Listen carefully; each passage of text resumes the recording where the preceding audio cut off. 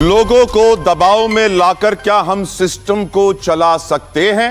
عوام کو بولنے دیں. عوام میدان میں ہوں تو بڑے سے بڑے دشمن کو زیر کرنا کو مشکل کام نہیں ہوتا. ہمارا مطالبہ ہے بانی پی ٹی آئی کو رہا کیا جائے. 1 سال سے ہائی کورٹ کے اندر کیسز بدلے جا رہے ہیں, چلائے جا رہے ہیں, گھسیٹے جا رہے ہیں. اسد عمر صاحب کہتے ہیں چلتے ہی نہیں ہیں. یہ جو باتیں میں نے آپ کے سامنے ابھی بتائیں, آپ کو علامہ راجہ ناصر عباس صاحب نے کہی ہیں, جو کہ آج اپوزیشن لیڈر بن چکے ہیں سینٹ کے اندر. گفتگو کریں گے اس کے اوپر. سب سے پہلے نصرت واحدی صاحبہ آپ سے شروع کرنا چاہوں گا میں. نصرت صاحبہ, اسد عمر صاحب کہتے ہیں کہ ہماری جو لیگل پٹیشنز ہیں عدالتوں میں نہیں سنی جا رہی ہیں. ہم پہلے بھی پی ٹی آئی والوں سے سوال کر چکے ہیں, وہ یہی کہتے ہیں کہ یہ جو آئینی ترامیم آئی ہیں اس کے بعد عدالتیں حکومت کنٹرول میں آ گئی ہیں, اب ہمارے کیسز سنے نہیں جاتے ہیں. دوسری طرف ہم کہتے ہیں کہ عمران خان کو عدالتوں سے رہا کرائیں گے. علامہ راجہ ناصر عباس صاحب کہتے ہیں عوام کو بولنے دو. تو یہ دوبارہ جو ہے ایک انقلابی جملے ہیں جو مجھے نہیں لگتا کہ اس موجودہ سیاسی ماحول کے اندر ان کے اوپر عمل درآمد کبھی ممکن ہوگا. آپ کی رائے نصرت صاحبہ, ڈو یو تھنک علامہ راجہ ناصر عباس صاحب یا محمود اچکزئی صاحب ان امپورٹنٹ پوزیشنز پہ آ کے کچھ حاصل کر پائیں گے؟ جی انشاءاللہ ضرور, کیونکہ ان لوگوں کی سنسیریٹی کے اوپر خان صاحب نے یقین کیا ہے اور ان کو وہ پوزیشنز دی ہیں جس پہ یہ آگے بڑھ کے کام کریں گے انشاءاللہ.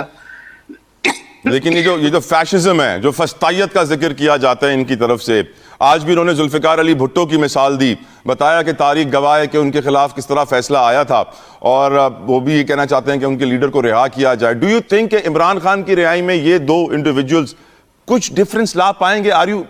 جی امید ہے آپ کو؟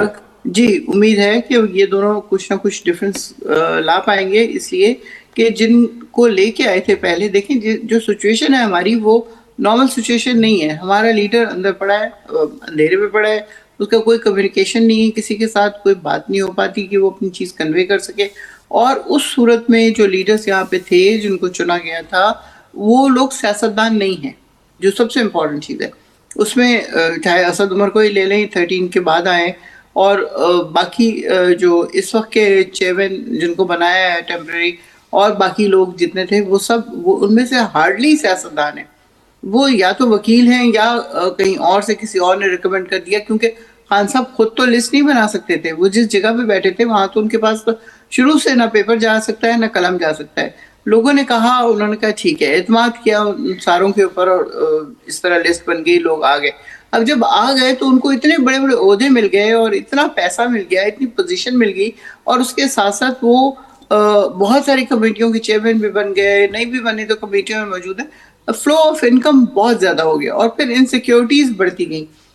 ایک تو یہ کہ جو 26ویں آئینی ترمیم ہوئی جس طرح آپ نے اس میں ذکر کیا, اس کے بعد وکلا کی جو ایک عدالتوں کی طرف جو تھا, خان صاحب ہمیشہ سے یہ بات کرتے تھے کہ میں عدالت کے تھرو نکلوں گا باہر, مجھے کسی سے کوئی معاہدہ نہیں کرنا, کوئی کمپرومائز نہیں کرنا, میں عدالت کے تھرو.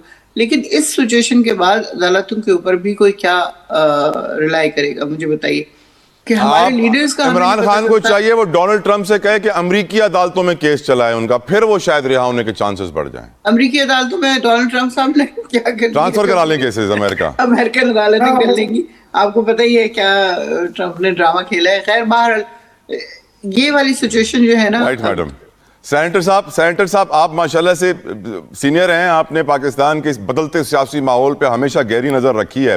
آپ عمران خان کا جیل سے باہر آنے کا کوئی آپشن دیکھ رہے ہیں, کوئی رستہ آپ کو نظر آ رہا ہے؟ اور جو رستہ پی ٹی آئی سمجھ رہی ہے, کیا اس رستے میں آپ کو امید ہے کہ کچھ بھلائی ہو سکتی ہے, عمران خان باہر آ سکتا ہے؟ اور جو پولیٹیکل انوائرمنٹ کا ذکر کیا جا رہا ہے علامہ صاحب کی طرف سے کہ عوام کو بولنے دیں, فسطائیت ختم کریں, ہمارے کیسز لگنے دیں, یور اوپینین سینیٹر شرما صاحب؟ میں اس وقت ہاؤس میں تھا جس وقت علامہ صاحب تقریر کر رہے تھے. انہوں نے بہت بیلنس تقریر کی, جس میں انہوں نے چیئرمین سینٹ کا بھی شکریہ ادا کیا, ٹریجری بینچز کا بھی شکریہ ادا کیا, اور اپنے ساتھیوں کا بھی شکریہ ادا کیا. اس کے ساتھ ساتھ انہوں نے کہا کہ جو بات چیت ہونی چاہیے, اور انہوں نے کہا کہ سیاستدانوں کو آپس میں بات چیت کرنی چاہیے, جس کا جواب رانا ثناء اللہ نے ٹریجری بینچز کی جانب سے دیا اور انہوں نے بالکل صحیح کہا. میں بھی ہمیشہ یہ کہتا ہوں کہ مسئلہ یہ ہے کہ بات چیت تو آخر میں سیاستدانوں ہی کو کرنی ہے آپس میں, لیکن پی ٹی آئی, اور میرے خیال میں غلط, شاید راج صاحب غلط کہہ گئے کیونکہ انہوں نے شاید اجازت نہیں لی تھی یہ بات کہنے کی, کیونکہ پی ٹی آئی تو بلیو نہیں کرتی کہ سیاستدانوں سے مذاکرات ہوں, کیونکہ سیاستدان تو ان کو لگتا ہے کہ ان کے پاس کوئی اختیارات نہیں ہے, وہ چور ہیں, ڈاکو ہیں, اور وہ یہ سمجھتے ہیں کہ جو مذاکرات ہیں وہ تو ہم صرف اسٹیبلشمنٹ کے ساتھ کریں گے, اور وہ بھی یہ کریں گے کہ ہمیں عمران خان کو رہا کر کے وزیر اعظم آپ کس دن بنا رہے ہیں اور کسی ایشو پہ بات چیت نہیں کریں گے. تو اس قسم کے تو حالات میں اور اس قسم کی کنڈیشنز جو دی جائیں اس کے اندر تو کوئی مذاکرات نہیں ہوتے. اگر عمران خان صاحب سمجھتے ہیں کہ ان کا کیس مضبوط ہے تو ان کے کیسز عدالتوں میں ہیں, وہ عدالتوں کے ذریعے اپنے کیس ختم کرائیں. اسی طریقے سے یہ کیسز ہیں جس طریقے سے کیسز ان کی حکومت نے صدر آصف علی زرداری کے اوپر ڈالے تھے, ادی فریال تالپور کے اوپر ڈالنے کی کوشش کی تھی, میاں نواز شریف صاحب کے اوپر, ان کی صاحبزادی کے اوپر, اور وزیر اعظم صاحب کے اوپر, مولانا ثناء اللہ کے اوپر خود جو ڈالا تھا نارکوٹکس کا کیس, اس کے اوپر انہی عدالتوں نے پھر ریلیف تھی نا ان سب کو, تو انہی عدالتوں کے پاس جائیں. اور میں تو سمجھتا ہوں بہن کو برا لگے گا, مکافات عمل ہے اور کچھ نہیں ہے. اگر میں کہوں سر نواز شریف کی طرح وہ اپنے کیسز ٹرانسفر کروا لیں سعودی عرب اور وہاں سے انصاف لے لیں, یہ آپشن نہیں ہے کیا ان کے پاس؟ میرے خیال میں بہت اچھا آپشن ہے, اور میرے خیال میں ان کو چلے جانا چاہیے سعودی عرب, جا کے وہاں اپنے کیسز لے جائیں, وہ وہاں پہ جائیں اور رہیں. ان کو وہاں محل وغیرہ بھی میرے خیال میں مل جانا چاہیے. وہ اور بات ہے کہ انہوں نے جس قسم کی گفتگو سعودی عربیہ کے حوالے سے کی اور ان کی بیگم صاحب نے جس طرح سے کی, پتہ نہیں وہ کس پیرائے میں دیکھی جائے گی, لیکن میں سمجھتا ہوں سعودی عربیہ جانا ان کے لیے بہت اچھا آپشن ہے. اٹ از گڈ فار ہم to go to Saudi Arabia and وہاں جائے تسبیح پڑھیں, اللہ اللہ کریں. بالکل ٹھیک سر. بلوچ صاحب, اب آپ کی رائے سر اس اہم موضوع کے اوپر؟ دیکھیں بات یہ ہے کہ بالکل علامہ صاحب کا تقرر بھی ہو گیا, اور قومی اسمبلی میں بھی آپ نے دیکھا کہ چکدئی صاحب کا بھی ہو گیا. تو ظاہر ہے یہ جمہوری پروسیس ہے, یہ جمہوری طریقوں کے ساتھ ہی آگے بڑھ سکتا ہے, اور اس میں جو بھی ہمارا طریقہ کار ہے وہ قانون اور آئین کے مطابق ہونا چاہیے. اور ظاہر ہے کہ ادارے چلیں گے, گفت و شنید والا معاملہ حل ہوگا تو راستے نکلیں گے سیاسی پر. یہی ہم پی ٹی آئی کو ڈے ون سے کہتے ہیں کہ آپ انتشار والی سیاست کو چھوڑیں, آپ لاک ڈاؤن کی سیاست کو چھوڑیں, آپ ایک اچھی اپوزیشن کا کردار ادا کریں. ایک سیناریو آپ کے سامنے رکھ رہا ہوں, ایک سیناریو آپ کے سامنے رکھ رہا ہوں کہ آپ 2 منٹ کے لیے سمجھیں بلوچ صاحب کہ آپ کا نون لیگ سے کوئی تعلق نہیں ہے, آپ ایک انڈیپینڈنٹ وکیل ہیں, اور پی ٹی آئی آپ کو ہائر کرتی ہے عمران خان کی وکالت کے لیے موجودہ سیناریو میں. تو ایز ان کے وکیل ہونے کی ناطے انہیں آپ کیا مشورہ دیں گے, کس طرح وہ جیل سے نکلیں؟ دیکھیں پہلی بات تو یہ ہے کہ میں ایک سیاسی ورکر ہوں, اور میں اپنا جس چیز میں میرا تجربہ ہے میں اسی چیز پر ان کے رائے دے رہا ہوں.